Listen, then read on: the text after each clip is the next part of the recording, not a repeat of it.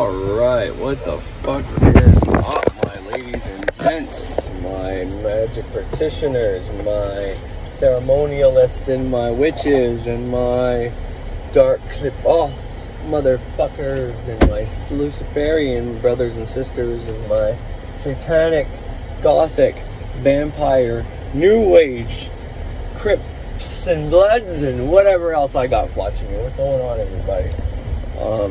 Spiritual fucks that are same spiritual fuck as myself. How the fuck is it going? It is a beautiful Saturday, well, afternoon now, I guess. But I like Saturdays, Saturn Day. Saturn rules me more than probably any other planet, and because I don't like organization, I don't like restriction, and therefore Saturn comes into play and like, no, Corey, you gotta like these things. You gotta at least implement them a little bit, so you can appeal to me, and then once you do that, I'll give you some shit you want. And that's what he's doing, and I fucking love you, Saturn Flood, so thank you. So, among many things, today I want to talk about Yalbadav, which is an entity, an archon you can call on, you can do shit with. I haven't done it yet, so I'm just going to give you the info I know. But the main reason I want to do this is because of what I found out. Now, Yalbadav is an archon, and the archons are not all archons, because there are a lot of nice archons, apparently. Once again, I've never called on archons. I've never done this evocation before, or invocation, either one. Talk to these entities, so I can't tell you firsthand. But I can give you the information I got, which I thought was very, very illuminating, very enlightening, which is that the archons are entities that want to hold humanity back.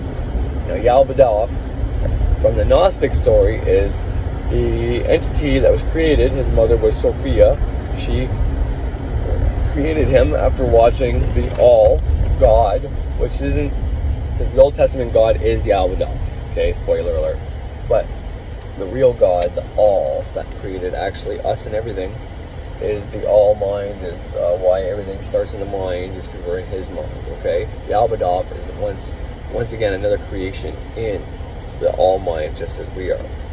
So there's no reason to worship that entity. Even more than that, people that worship that entity are actively against magic and witchcraft. And why is that? If they have the only way, if Jesus came down and did His thing, if, you know, the Old Testament, Judaism, whatever, you know, all these, Judaism doesn't really persecute witches all that much. Now, they use the Old Testament, and the Old Testament, it does say that, so they probably do.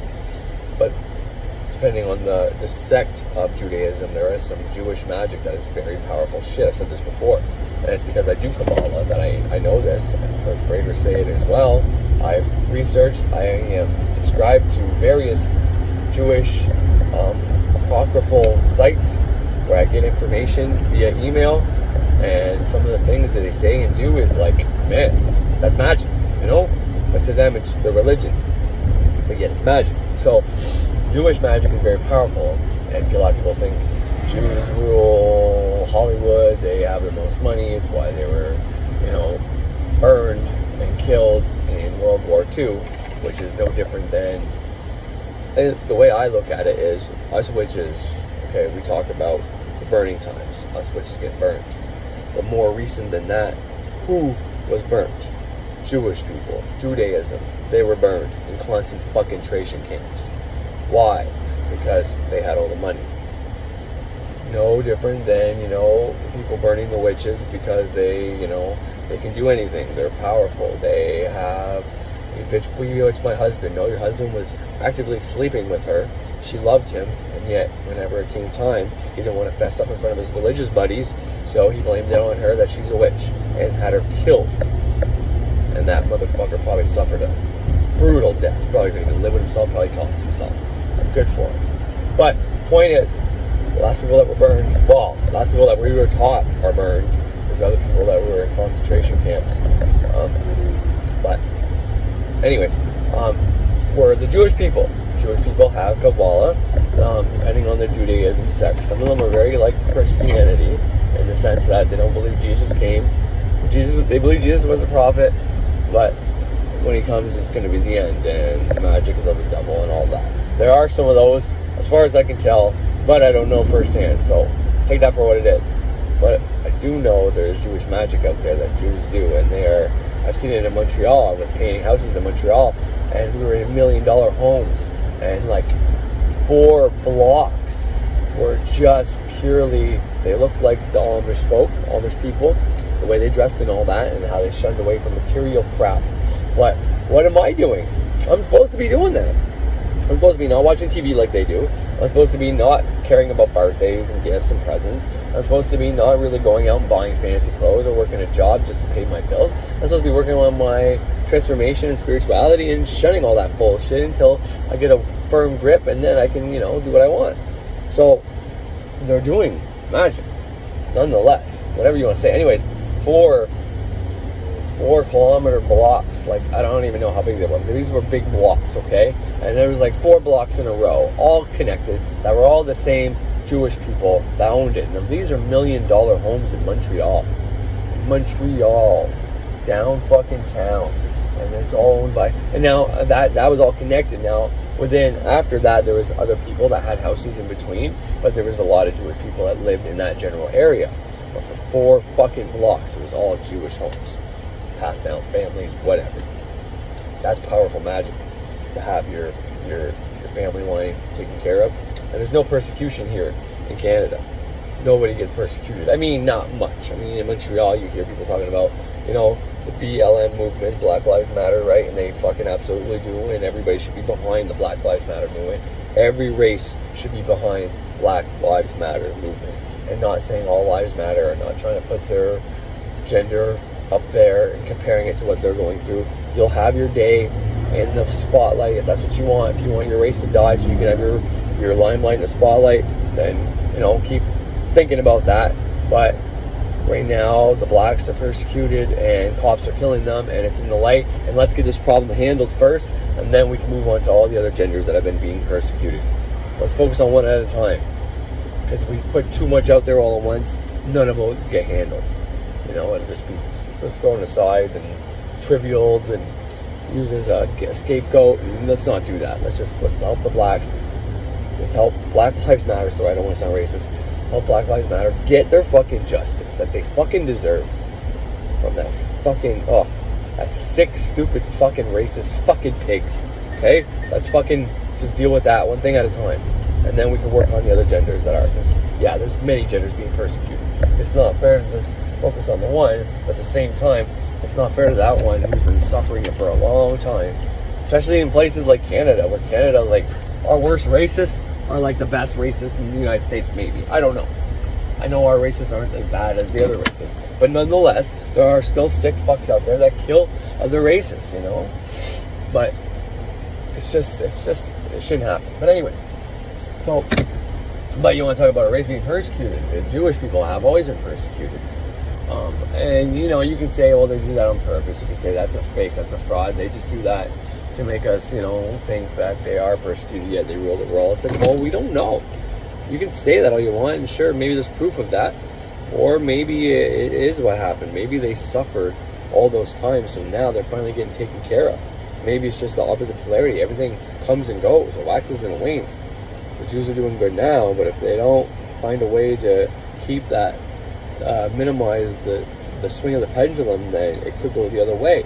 And I think that's what we see. That's why these communities are the way they are. That's why they practice such tight religion and being devout to their God, so that they never go back to those days. Because whether or not those things really happened in the past or not, okay, maybe it is the fucking government, the Illuminati's, the fucking elites making up that story so people, don't ever do that again to the Jews, so they have a safe time and they can manifest and they can run Hollywood and all that. Maybe that is the case. I doubt it, but maybe that's the case.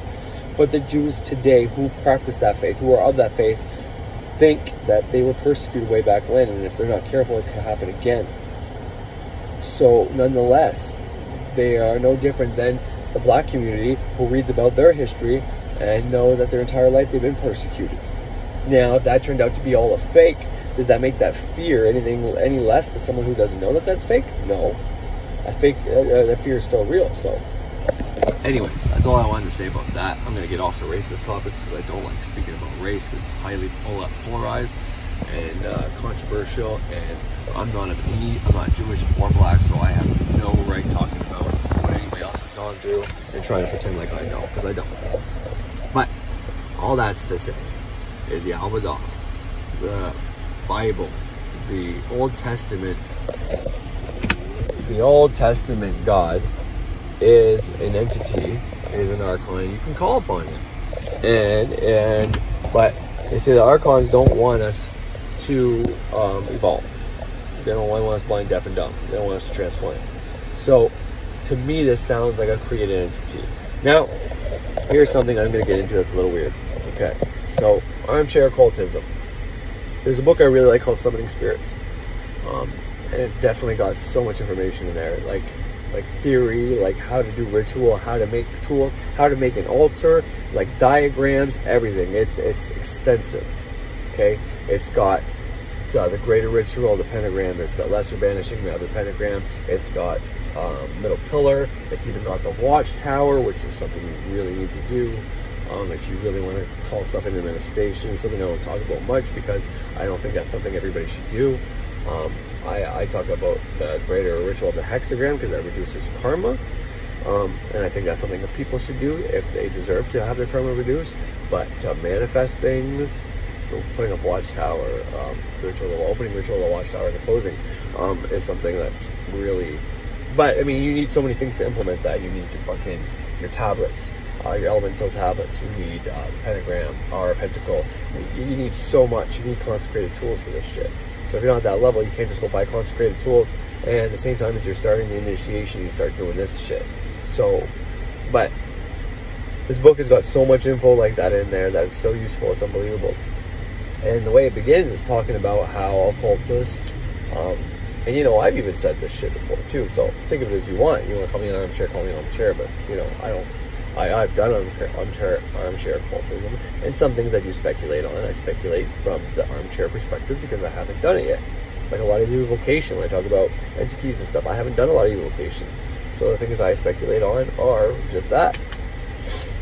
But it talks about how thought forms and egregores exist, and they don't have a realm to be banished back to. So it's up to the practitioner to banish them, because if they're left in the astral, because everything comes from the mental realm, then there's the astral realm, and this is where the difference between, you know, like the air and spirit kind of comes from. Not exactly that, because like air is an elemental, but when it comes to Mercury is in the mental, is in the physical, and he's in the astral. This is why one of these things aren't necessarily thought forms, but the God of the Bible can be. Now they call it an archon because they don't want people to just associate it with demon or God, so it's bigger than that. But nonetheless, it's still a created thing. Gnostic story tells you that the Gnostics, the Gnostic story tells you that the Gnostics, how does it go? It tells you that the All-Father created these archons, or something created these archons. And then once they were created, Sophia saw him creating everything and wanted to create too, so she created Yaldabaoth, who became the ruler of the realm.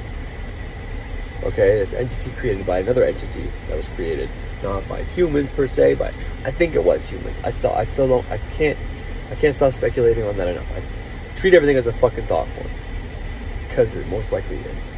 Now, it may not be your thought form, it might not be a human thought form, but it's still a thought form. It's still a form of thought that has electricity that came to light.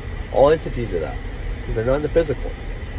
They're in the fucking astral, and they're in the mental, but they're not in the physical. Actually, they may only be solely in the astral. So, you know, treat them all as if they're fucking all thought forms. They're probably closer to that than anything else.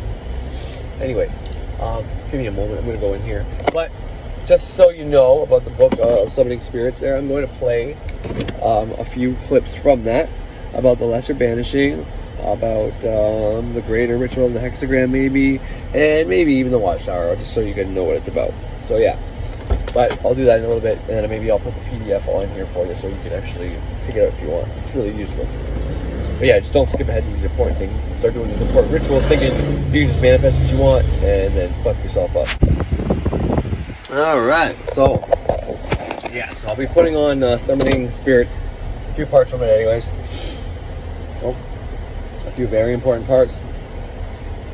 Like how he talks about why you do the lesser banishing and what the vanishings are for, and then he says something really important about how to bring manifestation in. Have you simply grasp one of these concepts and you do it in conjunction with something, that's all you basically need to pull what you want to manifest into the physical realm. So I'll try to start off with that. I recorded it many times. I kept hitting I highlighted it all and hit speak, and then so when I was done speaking it stayed highlighted, so I hit speak again, 4 or 5 fucking times, I don't know, and I might put it on twice, so it'll be like 10 times. So yeah, but that's what's up. So anyways, Yabadov, why this is important,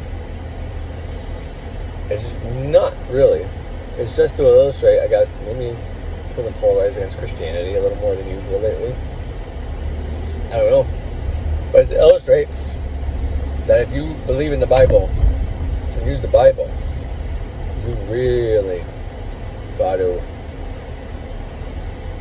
define what you believe in and why you believe in it. Or maybe you do need to do what Thunder Wizard says and just reject the whole fucking thing. I don't know. I was against that view at first. I was with the view that, you can be on the Bible if you use the symbology, totally manifest with the Bible. Yaldabaoth has some correlations to Saturn and to Saruman, I think is the name, and I'm not familiar with that entity. I know it sounds like the Lord of the Rings, Saruman, but which makes sense. He's going out there trying to kill people and shit, wants to rule the world, trying to take over the world. All these rings to imprison people, gold and shit, So, highly symbolic. But Saturn restricts you so you can go past the restriction. He doesn't just want to keep you dumb, deaf, blind, stupid, arrogant, chasing impulsive desire after impulsive desire. That's why the Jews got it right when they're fucking not impulsive chasing. They sacrifice the moment to have a better life. Your people sacrifice their lives so that the future people can have a great fucking life. Because they probably know that you reincarnate.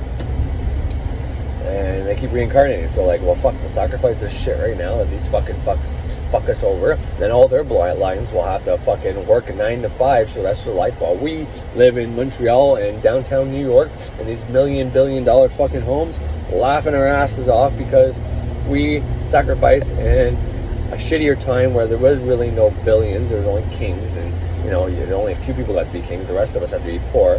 But then the other poor people went against the Jews because they were a little bit better, so they sacrificed that time so now they can have a great fucking time, Smart fucks. That's all I gotta say. I'd fucking do that. Shit, I'd do that right now. If I knew the world's gonna be around in a few more years, I'll sacrifice my lifetime right now so my kids and everybody after my kids get to fucking have a great life, and when I reincarnate in my same family line, I get to have a great life. Well, fuck it, I'd do it T-bone. That's the kind of sacrifice that if you make, you're gonna fucking get something good in your next reincarnation. I'll tell you that right now. But if you don't sacrifice shit, if you just fucking chase impulsive desires for yourself, and you can say greater good shits of the Bible. No, not the kind I'm talking about. I'm talking about providing my family a great life by sacrificing myself right now, by having to work my 9 to 5 and still do my magic to figure this shit out so that I can either teach them or help save them, program them. Because I can program somebody, I can program myself without knowing the true nature of something. I think I get that physical response from my body that tells me, yeah, this is something you need to know. Then I'll program myself to put that in there even though I don't understand it yet. Likewise, I do that with my children. Some of it not on purpose, because my kids we're all technically a Christian family, right? We're all Roman Catholic. But my 2 oldest boys more and more are telling me that God doesn't exist. And it's well, yes and no. I believe there is a God out there, but the God you might be learning in that Bible at your school is not necessarily the one we should be worshiping. So what you need to do is to redefine your version of God. whatever you think it is. If you guys want to think Mother Nature is God, that's great. That's fucking probably more accurate. If you want to think some other entity is God, the planets, whatever. But you guys need to figure out that for yourself.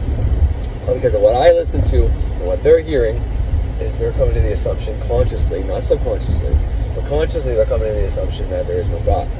And that's not really what I want for them to know. I want them to know there is a God, but it's not the fucking God of the Bible. It's bigger than that. The things that the God of the Bible does is what humans do. That is not a fucking God. That is a human being writing down what he thinks God would do. And that's why that God gets jealous. Because no deity gets fucking jealous. None. No deity says, killing is wrong, but go kill these people for me. Because they're on the wrong side. No, that's a human being who's biased to his own fucking side, thinks he knows everything that's right. And you know, the prophets wrote the Bible, obviously. We know that. Or the prophet's best friends wrote the Bible. We know that. We know it's people that wrote the Bible, so obviously they're going to shoot that shit in there. That's why you got to take the symbolism. You got to see what God did and not take the fucking guy's excuse for what God did. And just take it as that. If people are fucking up, bad things are going to happen. Doesn't mean God hates these people more than these people. And who knows? You can say, they killed the God, told us still only those people, but everybody could have died, and he's just writing after the fact that his people were saved. You know, this is why you got to take the Bible with a grain of fucking salt. It's possibly an accurate account of shit that happened, but in the same sense, it's not accurate in the way that guy puts it. Whoever wrote the Bible. And it's many people. It's probably like a fucking million different people fucking wrote the Bible. Or at least 100,000.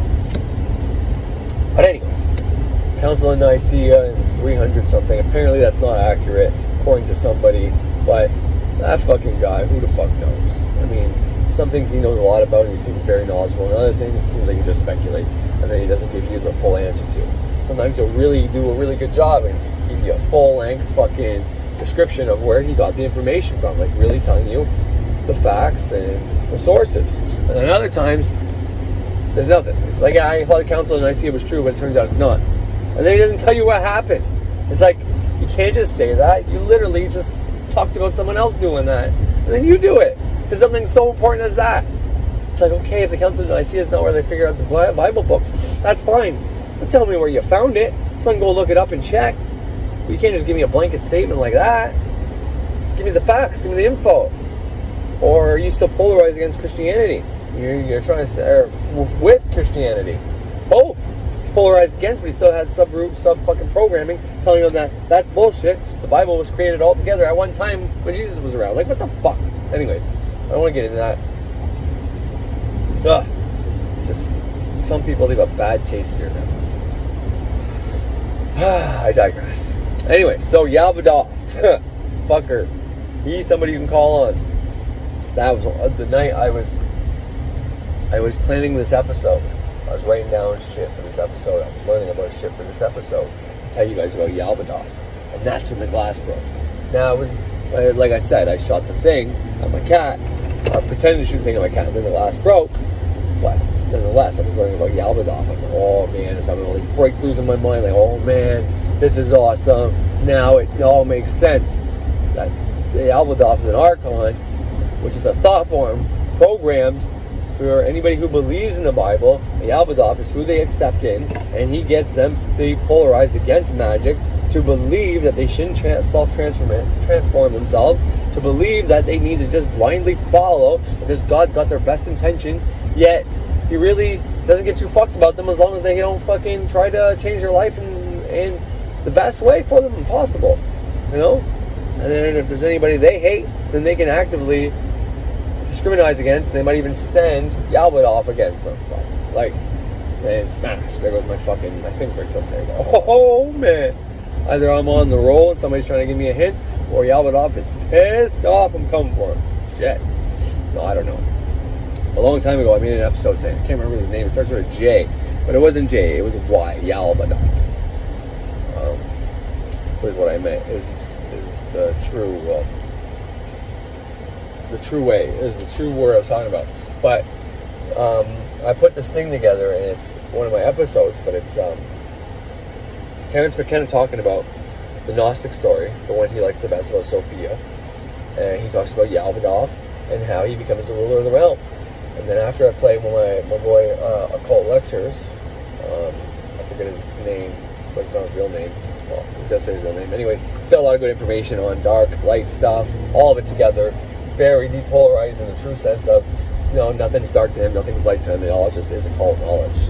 And he's going to use it all. It doesn't matter if someone's called a demon. It doesn't scare him. That's just bullshit people use to keep you away from it. Yaldabaoth's tricks, probably. Who knows? But, and you know, the word archon is like an archon. Archangel? Is that what you're trying to say? You're higher than the archangels? Because the archangels were created for a specific purpose. I want everybody to know that. When I said the angels and the demons aren't that different, I mean that. But I mean in the sense of demons are there. They're created by people, by whoever, who knows. But then the archangels are there to keep them in line. Because if you're not careful, you can have a demon on your side. And there are some demons that are demonized, but they used to be gods. I understand that. Those aren't the same.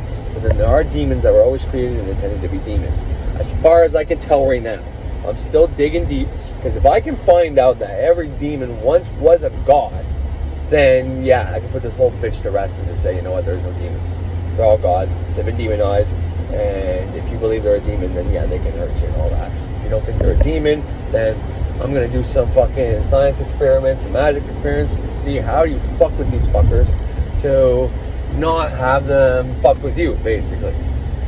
But nonetheless, as long as you have protections up and you don't call on them and, you know, you make sure you know who you're evoking, meaning like you ask them to write their name down and apparently they can only sign their name.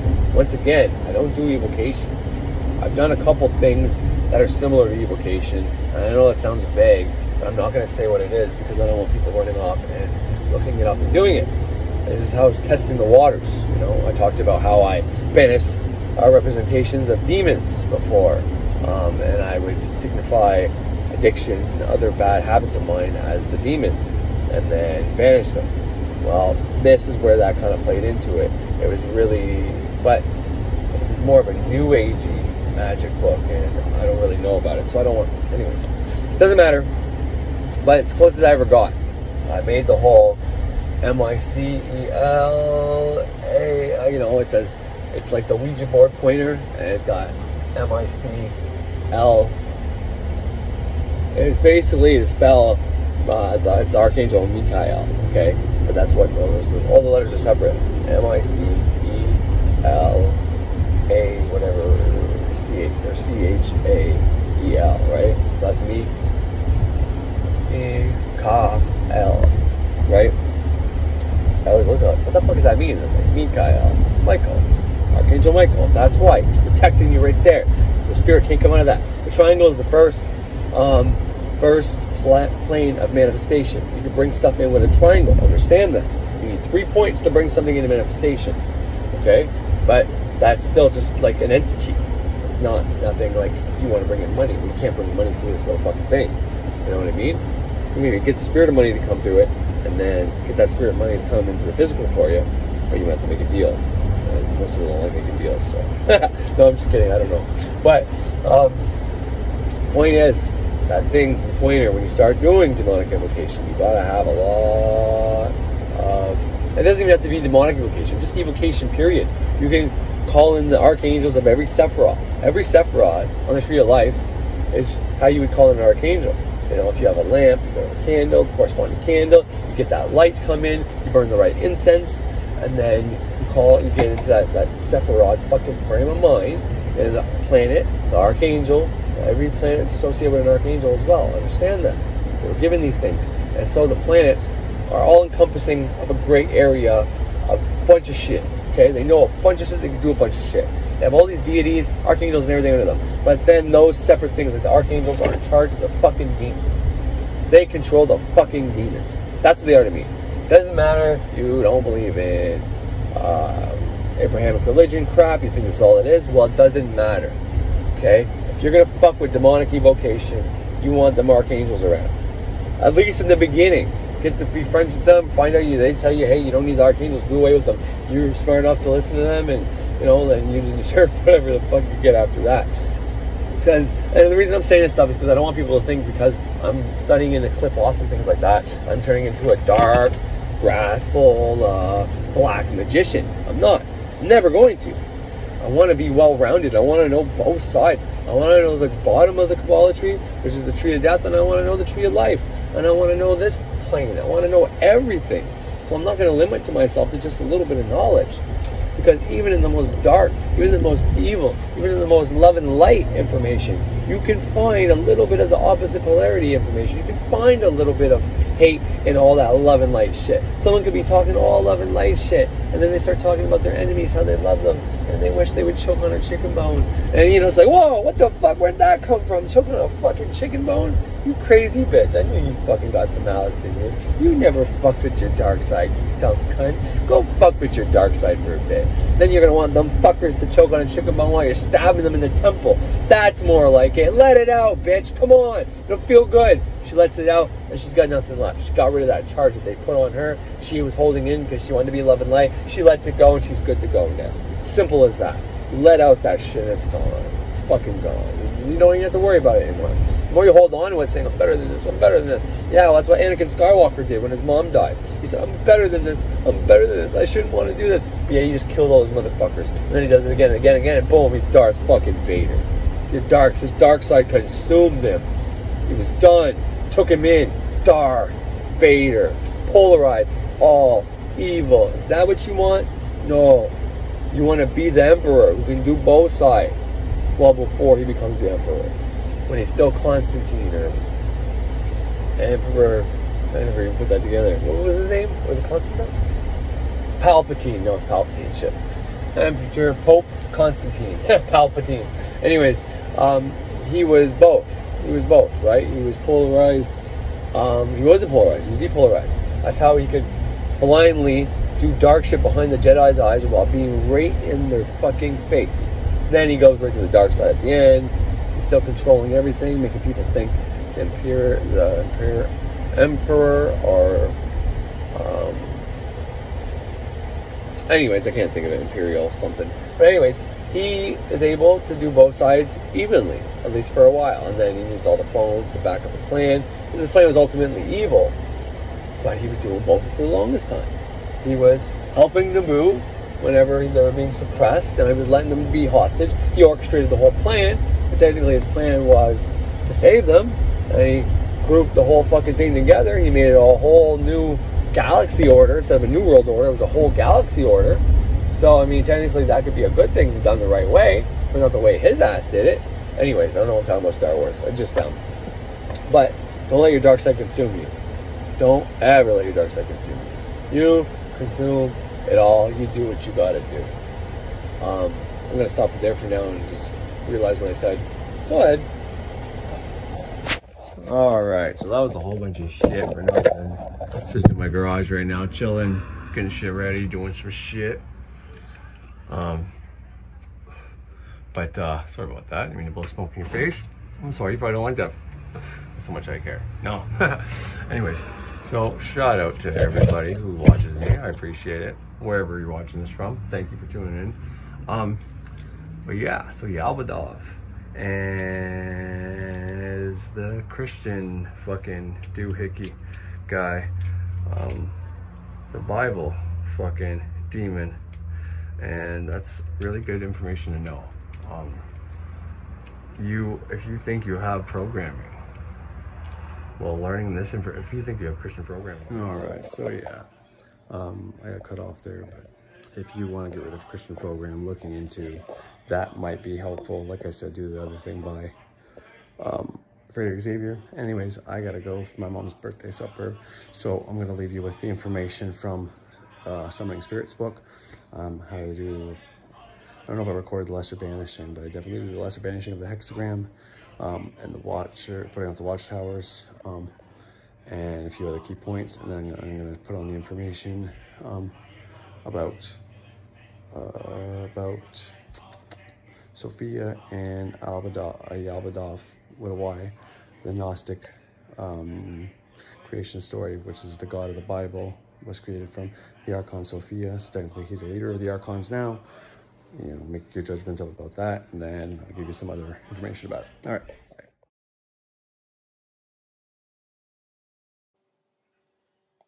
Gnosticism is the general banner under which all of this stuff can be placed. Gnostics believe the central tenet of Gnosticism, and it's hard to put this across because modern Gnostics are such cheerful people, but they've forgotten their real roots. The central perception of Gnosticism, no matter how you slice it, is that we don't belong here, that we are strangers, that something terrible happened, and that accounts for why we're here, that we were destined for a much better deal, and something went terribly, terribly wrong. It takes different forms. Some Gnostic mythologies are fairly straightforward, some are fairly Baroque. The one that I enjoy is one of the more Baroque ones. The 2nd century Gnostic Bishop Valentinius had this notion that there were 36 archons. They are demons of progressively lessening power that interpose themselves between man and a true vision of God. And the last of the archons, the 36th archon, was Sophia, and the only of the archons that was female. There's a tremendous sexual ambivalence in Gnosticism, which we can talk about, which is resolved in different ways. But anyway, the 36th archon is Sophia. She looked upward toward the higher God and saw him bring forth creation, of which she was the final manifestation. And in her heart, an avarice grew, a wish to create in the same manner as the highest and hidden All-Father. And she brought forth, it's described as an abortion. She self-fertilized herself. She did not understand the requisites of creation, and she turned inward into herself, and she brought forth a monstrosity. And this monstrosity is the God of the Old Testament, Yahweh, Jehovah. And when she saw what she had done, that she had brought forth this monstrosity, she flashed through a whole bunch of emotions very quickly. Horror, guilt, rage, fear, agony, like that. And these emotions of the errant Sophia condensed as the material world over which Ildabuath was then made Lord. So the entire material universe is seen as the condensed emotional debris of the horror of the 36th archon upon witnessing her own creation, who is then made God over this universe. Well, even though this is this really bad scene, it still nevertheless has this extremely tenuous connection to the highest and hidden All-Father in the form of what is called the scintilla, the spark, the soul spark of divinity. So then the goal of Gnostics, born into this unfortunate world, is to gather the light together, to save the light. The light is defiled by its presence in the world of material existence. And serpent.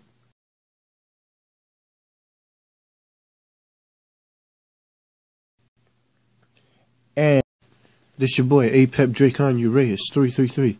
Today I'm gonna talk about who are the Archons. The Archons,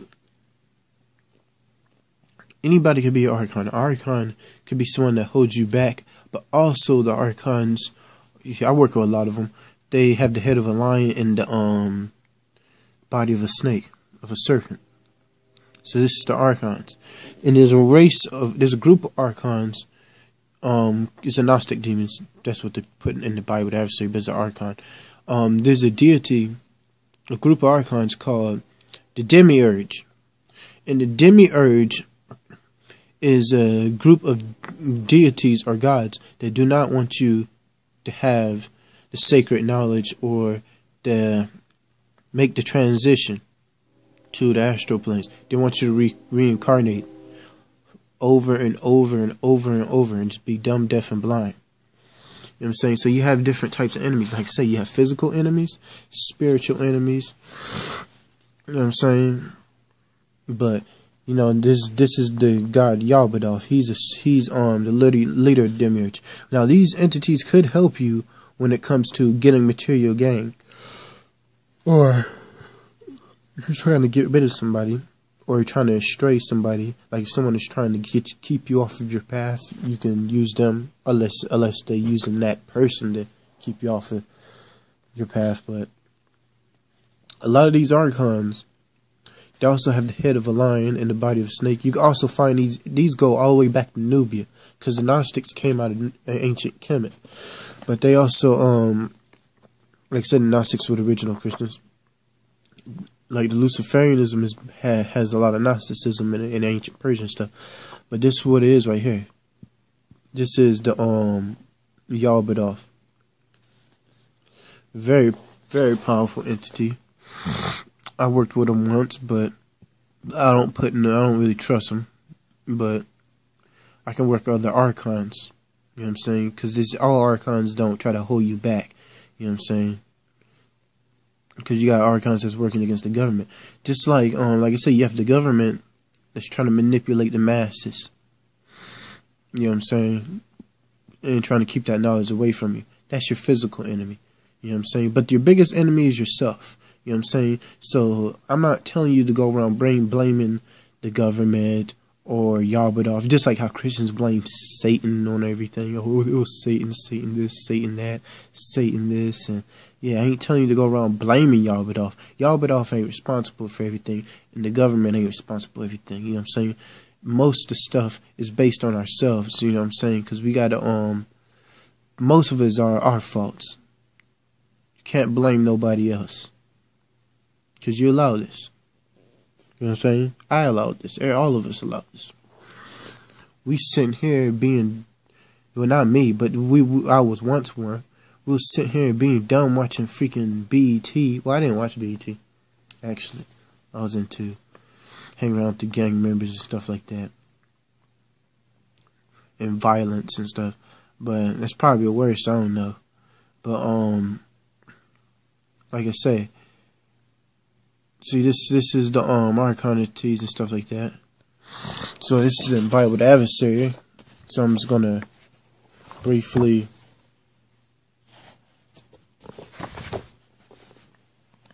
read this while y'all looking at this Yaldabaoth thing. This Yaldabaoth. The astral plane is where our astral bodies or souls reside. To experience the astral plane fully and directly, the astral senses must be developed or trained, as taught in Chapter 2, sometimes called the formative plane. The astral plane is where ideas begin to take form. Magic performed on this plane has the powerful advantage of being brought one step closer to materialization, as any form built on the astral will eventually appear in some way on the physical plane, since all three planes coexist. A magician who travels astrally, as introduced in Chapter 2, will find he or she can visit any place in the physical world by viewing its astral counterpart. However, due to the fact that these counterparts sometimes change from their astral stages of development to their eventual physical mind, the desire that the called entity will appear, and the desire that it will accomplish the task which the magician will assign. 3. To do. The ritual has to be performed correctly for the desired effect to be achieved. A magician has to do more than go through the motions and 4. To be silent. While few people actually practice this, keeping silent about what type of magical work you are doing is crucial to a successful outcome. By telling everyone that you just did a ritual for so-and-so Rhea-san, you are allowing them to build up unconscious thought forms that could be destructive to your ritual's success. It is best to not only keep quiet about what type of magic you are performing, but also about the fact you are performing magic at all. These 4 principles must be followed closely if you wish to succeed in magic. It is not enough to know that magic is the science of causing change through the use of will. You also have to realize that magic, like every other science, follows some kind of system. If you spend some time meditating on the 4 points just brought up, you will probably find the answer to several questions you had regarding the practice of magic. The banishing rituals given earlier teach one how to raise and control psychic energy, which can be used to empower a thought form. If one were to simply visualize his or her goal, empower it, and release it, it would manifest on the mental plane, astral plane, and eventually the physical plane. This is the basis for all magical workings, regardless of type. As we shall soon see, this simple form of magic can also become destructive to a ritual's success if there are doubts of a ritual's outcome present in a magician's mind. In a magical evocation, your calling of the entity is done on the mental plane. After it hears you, it either comes to the astral or physical planes, depending upon the type of evocation you are performing. The calling of the entity is performed on the mental plane because all magic begins in the mind, is powered by the will, and causes change. Why do evocations work? Why do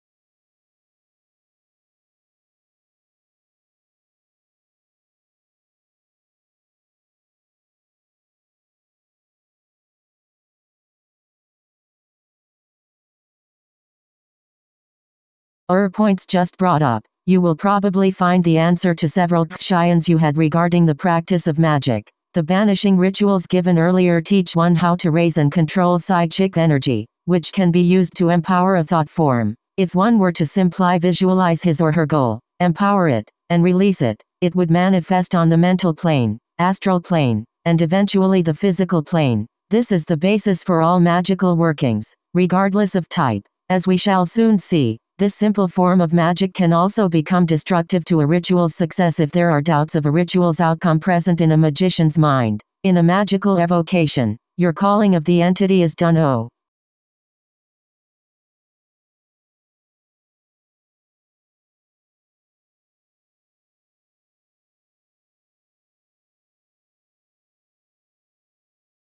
points just brought up. You will probably find the answer to several questions you had regarding the practice of magic. The banishing rituals given earlier teach one how to raise and control psychic energy, which can be used to empower a thought form. If one were to simply visualize his or her goal, empower it, and release it, it would manifest on the mental plane, astral plane, and eventually the physical plane. This is the basis for all magical workings, regardless of type. As we shall soon see, this simple form of magic can also become destructive to a ritual's success if there are doubts of a ritual's outcome present in a magician's mind. In a magical evocation, your calling of the entity is done on the mental plane. After it hears you, it either comes to the astral or physical planes, depending upon the type of evocation you are performing. The calling of the entity is performed on the mental plane because all magic begins in the mind.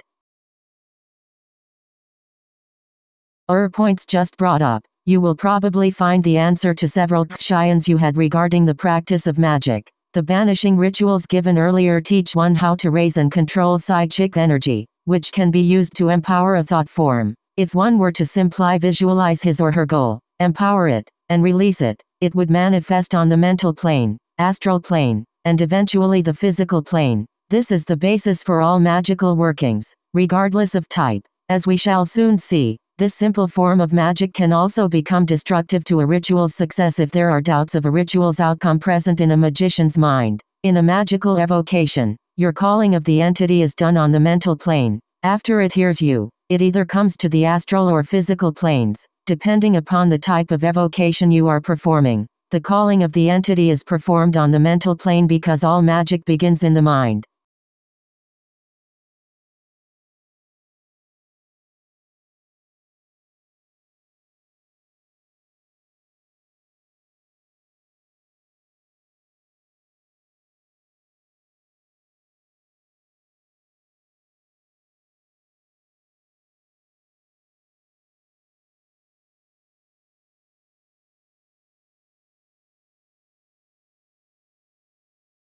Questions you had regarding the practice of magic. The banishing rituals given earlier teach one how to raise and control psychic energy, which can be used to empower a thought form. If one were to simply visualize his or her goal, empower it, and release it, it would manifest on the mental plane, astral plane, and eventually the physical plane. This is the basis for all magical workings, regardless of type. As we shall soon see, this simple form of magic can also become destructive to a ritual's success if there are doubts of a ritual's outcome present in a magician's mind. In a magical evocation, your calling of the entity is done on the mental plane. After it hears you, it either comes to the astral or physical planes, depending upon the type of evocation you are performing. The calling of the entity is performed on the mental plane because all magic begins in the mind, is powered by the will, and causes change. Why do evocations work? Why do entities feel compelled to come to the magician when called? To answer this question, I want to refer to something I mentioned at the beginning of the book. When a magician stands in the center of the circle, he or she is able to invoke the power of divine providence. In the opening by Watchtower, a vortex of power descends upon the magician, which the magician can use to empower the ritual he or she is performing. Since this power comes from God, who is invoked in the Watchtower ritual, the magician can in effect command holy energy, granting him or her divine authority. Knowledge. The magician has to have a very good idea of the nature of the entity he or she is calling and the plane it comes from. When these facts are known, the magician is able to direct his or her granted divine authority toward commanding a specific being. Speaking to an entity with this type of authority will only work if the magi Kian believes in the power he or she is channeling. Actually, you have to do more than just believe in it. You have to become it. A magician performing an evocation has to radiate authority. The voice used has to be confident and steady, and even posture has to be carefully controlled. You can't call an entity to the physical plane with a soft, insecure voice, and with your head hunched forward. You have to stand up straight and let your command be heard throughout the farthest reaches of all the planes in the universe. Of course, I don't mean you should scream at the top of your lungs, as this may slightly upset your neighbors, particularly at night, when performing evocations to the astral plane. However, the type of voice used is different. See Chapter 7. To ensure the process of screaming isn't disrupted, know that the entity hears you and that it has to appear. Believing the entity will manifest is important. Confidence in your abilities ensures success, because you can devote all your energy to the ritual. By doubting the evocation will work, you are accomplishing little more than destructive magic. Consider the following example. You have reached the peak of your ritual. The power in the room is so intense that you feel your body pulsing with it. With your magic wand in your right hand, you prepare to call out to the entity. All of a sudden, however, instead of pronouncing the call, you think to yourself, is this really going to work? Remember what I said earlier about magic beginning in the mind? This thought, pronounced at the absolute worst time in the ritual, can use up a good amount of your raised energy to create a thought form named, is this really going to work? This thought form will then circle you as the evocation proceeds, causing your doubts to grow. Its presence will be felt as you keep thinking about the possibility of your ritual's failure. Soon, you will not even be paying attention to what you are really trying to accomplish. The thought form created in the above example is only one of the reasons why an evocation can fail if you doubt it will succeed. The authority granted to you when you perform an evocation makes it appear to the entity that God is calling it. If you doubt an evocation will work, then you are not letting this divine power flow through you properly. You have to become an almost mythic being to perform an evocation, because you are attempting to control what most people would consider mythic forces. Accepting the ability to act with divine influence is not easy for most people. It requires a delicate balance. Summoning spirits 11. Mind, the desire that the called entity will appear, and the desire that it will accomplish the task which the magician will assign. 3. To do. The ritual has to be performed correctly for the desired effect to be achieved. A magician has to do more than go through the motions and pronounce the words of a rite. He or she also has to be able to supply the necessary power and perform the necessary mental workings such as visualizations and affirmations. 4. To be silent. While few people actually practice this, keeping silent about what type of magical work you are doing is crucial to a successful outcome. By telling everyone that you just did a ritual, so Ria-san, you are allowing them to build up unconscious thought forms that could be destructive to your ritual's success. It is best to not only keep quiet about what type of magic you are performing, but also about the fact you are performing magic at all. These 4 principles must be followed closely if you wish to succeed in magic. It is not enough to know that magic is the science of causing change through the use of will. You also have to realize that magic, like every other science, follows some kind of system. If you spend some time meditating on the 4 points just brought up, you will probably find the answer to several questions you had regarding the practice of magic. The banishing rituals given earlier teach one how to raise and control psychic energy, which can be used to empower a thought form. If one were to simply visualize his or her goal, empower it, and release it, it would manifest on the mental plane, astral plane, and eventually the physical plane. This is the basis for all magical workings, regardless of type. As we shall soon see, this simple form of magic can also become destructive to a ritual's success if there are doubts of a ritual's outcome present in a magician's mind. In a magical evocation, your calling of the entity is. If you think back to the beginning of the book, you will remember the differences between armchair theorists and practicing magicians. An armchair theorist is a person who reads a lot of books and does nothing with the knowledge he or she acquires. A practicing magician, on the other hand, is an applied scientist, similar to an engineer. who uses known principles to accomplish practical goals. The goal of this book is to help you become one of the latter. After all, learning how magic works and using it to perform evocations will enable you to create wonderful changes in your life. Therefore, to make sure you are ready to move on to the actual techniques of this magical science, this chapter will teach you the occult principles at work in magical evocations. This includes explanations of how conjurations work, how sigils help magicians contact entities, and why these beings can be commanded when evoked. The theories given in this chapter provide a solid base of knowledge that can be applied to the evocation techniques given later. Magic. Magic is the most powerful science in the world. When its principles are applied successfully, this science enables a magician to make changes in the universe in accordance to his or her will. But unlike other sciences, magic can affect other planes of existence, as well as the farthest reaches of the physical universe. This multi-planar facet of magic must be understood before one can hope to be effective at working rituals. For this reason, what follows is a look at the nature of the three planes, followed by a discussion on how magical rituals work. As I've already mentioned, there are three planes on which magic works in the universe. They are the physical, astral, and mental planes. As humans, we are the only beings on Earth who inhabit all three of these planes of existence simultaneously, and three bodies are physical bodies, souls, and spirits. This is possible because the planes are not separated like rungs on a ladder. Instead, they coexist all around us. Visiting one of the planes, therefore, does not require traveling, but rather entering the right subtle body within our physical body to experience the plane it occupies. The physical plane is where our material bodies reside. Whatever can be experienced by our physical senses directly, or through some type of scientific detection device, also resides on this plane. There is no need to go into detail to describe this plane, as it is simply the material world of which everyone is aware since birth. Both time and space bind the physical plane in the magical universe, making it possible to measure both accurately on this plane. 08 Magical Theory.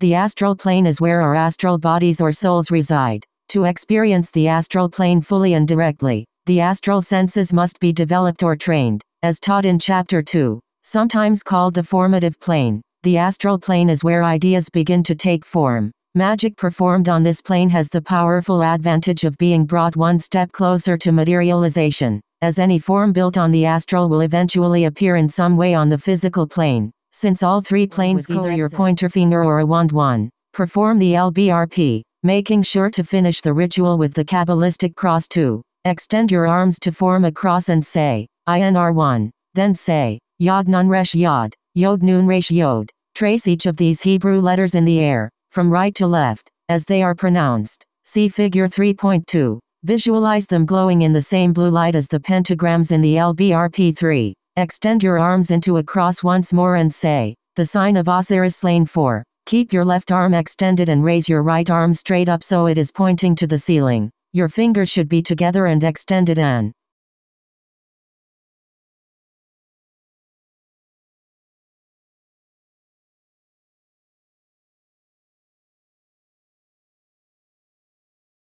your palms should face forward. It should look as if your arms are forming the letter L. Look over your left shoulder and say, L, the sign of the morning of Isis 5. Raise both of your arms, palms forward, to form the letter V. The angle between them should be about 60 degrees. Tilt your head back and say, V, the sign of Typhon and Apophis 6. Cross your arms on your chest to form the letter X, with your palms facing you. Bow your head and say, X, the sign of Osiris risen 7. Now form each letter with your arms as it is pronounced. 1. VX. Then extend your arms to form the Osiris slain position. Cross, and say, LVX. Luke 8. Keep your arms extended and say, the light. After a moment, fold your arms on your chest, form an X again, and continue. Of the cross 9. Now extend your arms to form a cross again, and, as you say the following oration, slowly start to raise them up to the V position, while gradually tilting your head back.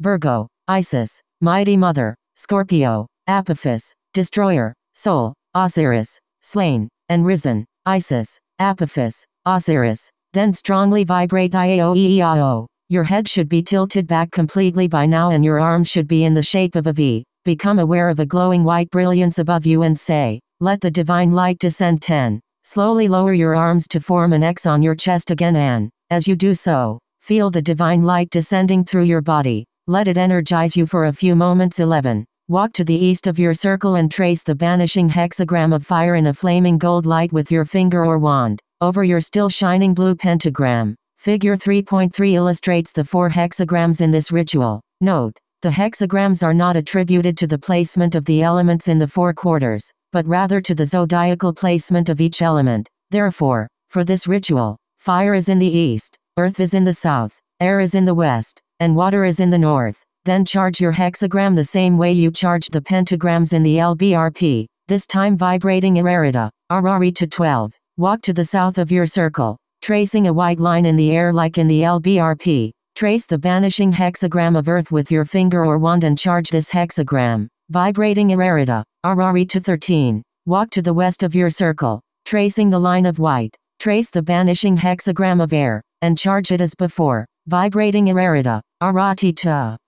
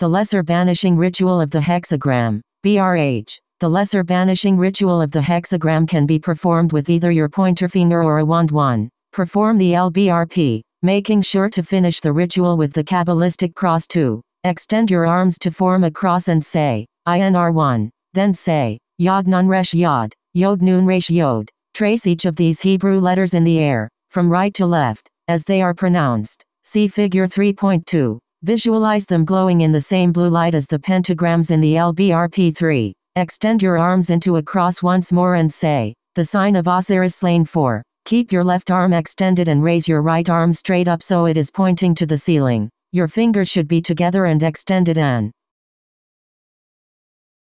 your palms should face forward. It should look as if your arms are forming the letter L. Look over your left shoulder and say, L, the sign of the morning of Isis. 5. Raise both of your arms, palms forward, to form the letter V. The angle between them should be about 60 degrees. Tilt your head back and say, V, the sign of Typhon and Apophis. 6. Cross your arms on your chest to form the letter X, with your palms facing you. Bow your head and say, X, the sign of Osiris risen. 7. Now form each letter with your arms as it is pronounced. 1. VX. Then extend your arms to form the Osiris slain position. Cross, and say, LVX, Luke 8. Keep your arms extended and say, the light. After a moment, fold your arms on your chest, form an X again, and continue. Of the cross 9. Now extend your arms to form a cross again and, as you say the following oration, slowly start to raise them up to the V position, while gradually tilting your head back.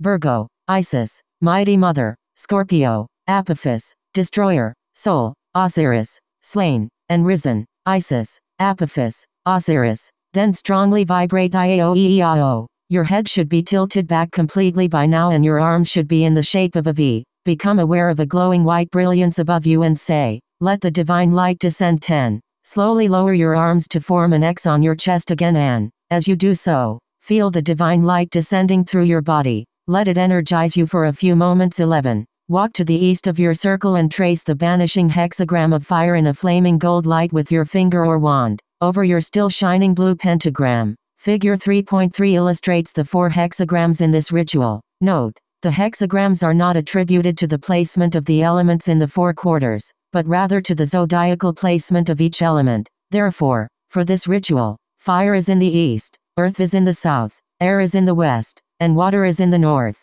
Then charge your hexagram the same way you charged the pentagrams in the LBRP, this time vibrating Irarita, Arari to 12. Walk to the south of your circle, tracing a white line in the air like in the LBRP. Trace the banishing hexagram of earth with your finger or wand and charge this hexagram, vibrating Irarita, Arari to 13. Walk to the west of your circle, tracing the line of white. Trace the banishing hexagram of air, and charge it as before, vibrating Irarita, Arati to. Walk to the north of your circle, still tracing the line of white in the air. Trace the banishing hexagram of water, and charge it, once again vibrating Irarita, Arari to 15. Complete your circle by carrying the light to the east again. Around you should be your 4 pentagrams and 4 hexagrams, with the latter superimposed over the former, blazing in their respective colors of blue and gold at the 4 quarters of your circle. Contemplate their presence. 16. To close this rite, you can either repeat the analysis of the keyword steps 110 or perform the Kabbalistic cross again. If you are about to perform some type of magic, I recommend you do the analysis again, as the divine light can aid you in your working. In this ritual, instead of vibrating 4 different names of power to charge the hexagrams, one word, Irarita, was used. This is an abbreviation for the Hebrew phrase, one is his beginning, one is his individuality, his permutation is one. The importance of the above 2 rituals cannot be overstressed. To practice evocations, or any other type of ceremonial magic, you have to come into contact with pure and divine energies. The banishing rituals consecrate your work area and make it a holy place where these energies can descend upon you. These rituals also have to be performed after your magical work is done, to make sure any forces that were invoked or evoked are effectively banished. I also mentioned earlier all of the reasons why you should practice these rituals daily. The opening by Watchtower was designed by a Golden Dawn initiate named Israel Regardi as an alternative to the supreme invoking ritual of the pentagram used by the order. It contains verses from various mystical sources, including the oracles of Zoroaster and the Enochian keys, and is probably the most inspirational ritual opening used in the modern era. Summoning.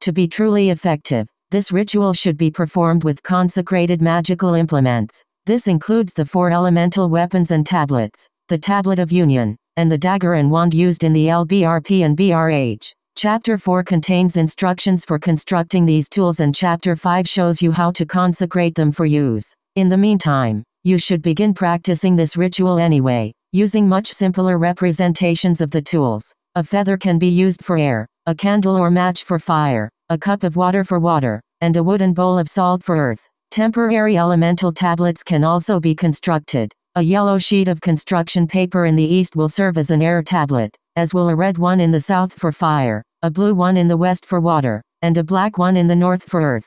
The tablet of union, see chapter 4, can be drawn on a white piece of paper. This ritual is written as if you are using the correct tools or implements. For now, feel free to substitute the above-mentioned implements. Unlike the banishing rituals, this rite does not have to be practiced on a daily basis. However, try to become familiar with it, as you will be performing it before every evocation. I suggest you write it out on index cards and read from them until you memorize the ritual. Don't worry about trying to learn this ritual. It is really a lot easier to commit to memory than it seems to be at first glance. 1. Prepare an altar in the center of the room. Position the magical tools on the altar so each is closest to the elemental quarter it represents. The air dagger should be placed on the east side of the altar, the fire wand on the south, the water cup on the west, and the earth pentacle on the north. In the altar center, place the tablet of union. Also, make sure the elemental tablets are positioned on the correct walls or on stands in the correct quarters.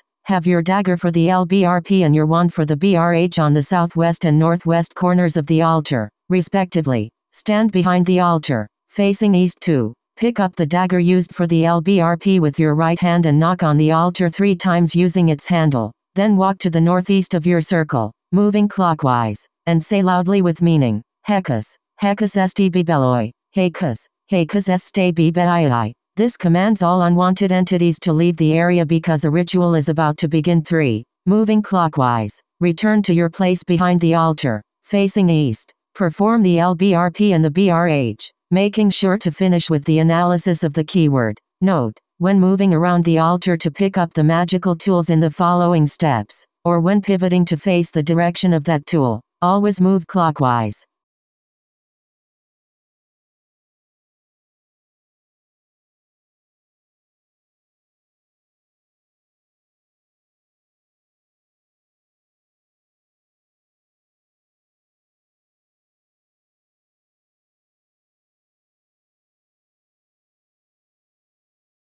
Four. Move clockwise to the south of the altar and pick up the fire wand. Pivot and face the elemental tablet of fire in the south. Wave your wand 3 times in the air, in front of the tablet, and then raise it. Walk clockwise around the room, keeping the wand raised, while you say, and when, after all the phantoms are banished, thou shalt see that holy and formless fire, that fire which darts and flashes through the hidden depths of the universe. Hear thou the voice of fire. 5. When you come back to the south, face the tablet and wave the wand in front of it again 3 times. Then use the tool to trace a large, blue invoking pentagram of fire in the air before the tablet. See figure 3.4 for the pentagrams used in this ritual. While doing so, vibrate oiptea pedos, oe peta pedoke. Then trace the figure of Leo in the center of this pentagram in red. Point to the center of it with the wand and vibrate Elohim, Elohim. Lift the wand and say, in the names and letters of the great southern quadrangle, I invoke ye angels of the watchtower of the south. Put the wand back on the altar. 6. Move clockwise to the west of the altar and pick up the water cup. Face the elemental tablet of water and wave the cup before it 3 times. Lift the cup above your head, and walk clockwise around the circle saying, so therefore first, the priest who governeth the works of fire must sprinkle with the lustral water of the loud resounding C7. When you return to the west, wave the cup 3 times in front of the tablet. Trace a large, blue invoking pentagram of water using the tool, while vibrating, MPHRCELGAIOL, EHMPHARCELGAIOL. Then trace the blue eagle head in the center. Point at the center of this pentagram with the cup and vibrate Aleph Lame De Lief Lamed Al. Hold the cup above your head and say, in the names and letters of the great western quadrangle, I invoke ye angels of the watchtower of the west. Put the cup on the altar. 8. Move to the east of your altar, pick up the air dagger, and pivot to face the air tablet. Wave the dagger before it 3 times, and lift it above your head. Walk clockwise around the room with the dagger in the air while you say, such a fire existeth, extending through the rushing off air, or a vein of fire formless, whence cometh the image of a voice, or even a flashing light, abounding, revolving, whirling forth, crying aloud. 9. When you arrive back at the east, wave the weapon in front of the tablet 3 more times. Trace a large, blue invoking pentagram of water using the dagger while vibrating Oro Iba Aozpi, Oro Baha Aozod P. Then trace a yellow Aquarius sign in the center. Point at the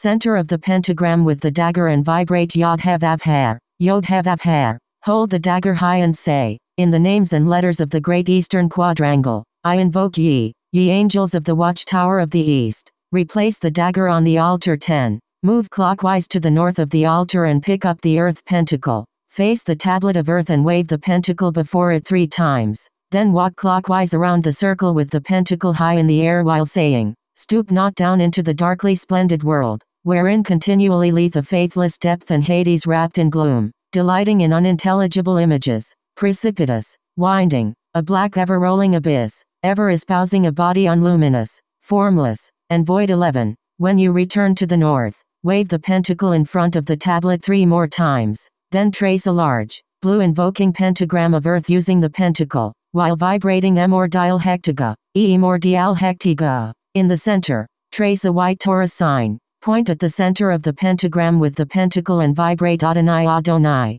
then hold the pentacle above your head and say, in the names and letters of the Great Northern Quadrangle, I invoke ye, ye angels of the watchtower of the north. Return the pentacle to the altar 12. Move clockwise to the west side of your altar and face east. Over the altar and tablet of union, make the following sign of the rending of the veil. Step forward with your left foot and, at the same time, thrust your arms, palms together, forward. Then separate your arms as if you were separating 2 curtains. 13. Say the following in Enochian, vibrating the words in capital letters. Al Sanaf Vorsaji Gaho Iada Balta, Elixarpe Kamananu Tabidum. Zadakara Ekazadakar Adzadamaranu Adu Kikal Qa Pip Pimol Advaoan, O El Sanuf Veo Ersad Zigo Haia Balta, Elixarpe He Komananu Tabita Ehm, Zadakara Ekazadakareo Dazadamaranu Odaki Kleka Apia Papiamail Odaveo Anu. This translates to, I reign over you, says the God of justice. 3 magical names. Move, therefore, move and appear. Open the mysteries of creation, balance, righteousness, and truth. 14. Say the following, I invoke ye, ye angels of the celestial spheres, whose dwelling is in the invisible. Ye are the guardians of the gates of the universe. Be ye also the guardians of this mystic sphere. Keep for removed the evil and the unbalanced. Strengthen and inspire me so that I may preserve unsullied this abode of the mysteries of the eternal gods. Let my sphere be pure and holy so that I may enter in and become a partaker of the secrets of the light divine. 11.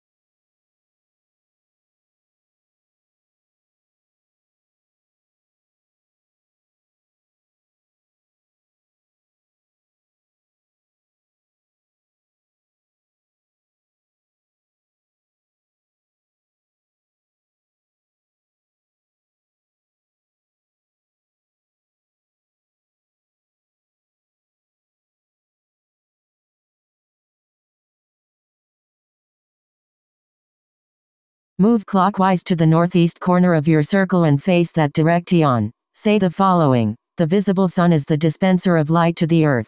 Let me therefore form a vortex in this chamber that the invisible sun of the Spirit may shine therein from above. 16. Walk clockwise around your circle 3 times. Each time you pass the east, make the sign of the Enterer. CLBRP. Step 7. In the direction you are moving. This is how you form the vortex mentioned in the last step. After the 3rd time you pass the east and make the sign of the Enterer, return to the west of your altar and face east. You should feel the vortex of energy in your circle. 17. Make the sign of the Enterer and say, Holy art thou, Lord of the universe. Make the sign of the Enterer again and say, Holy art thou, whom nature hath not formed. Make the sign of the Enterer one more time and say, Holy art thou, the vast and mighty one, Lord of the light and of the darkness. Now give the sign of silence. CLBRP. Step 7. 18. After you perform whatever magical work you want to accomplish and are ready to end the ceremony, say the following: Unto thee, soul wise, soul eternal, and soul merciful one,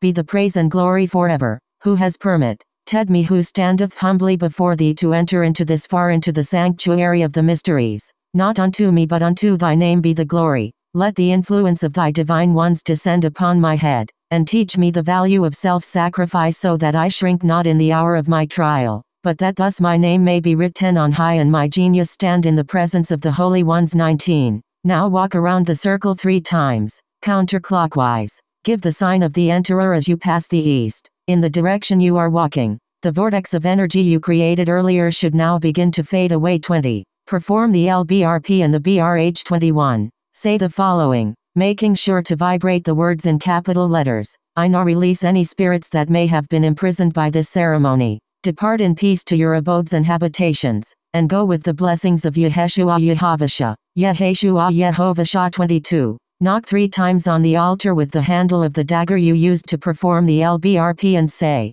I now declare this temple duly closed. Steps 19 to 22 of this ritual are known collectively as the closing by watchtower. It should be clear by now, after reading the various orations, the types of links that are created with divine when this ritual is performed.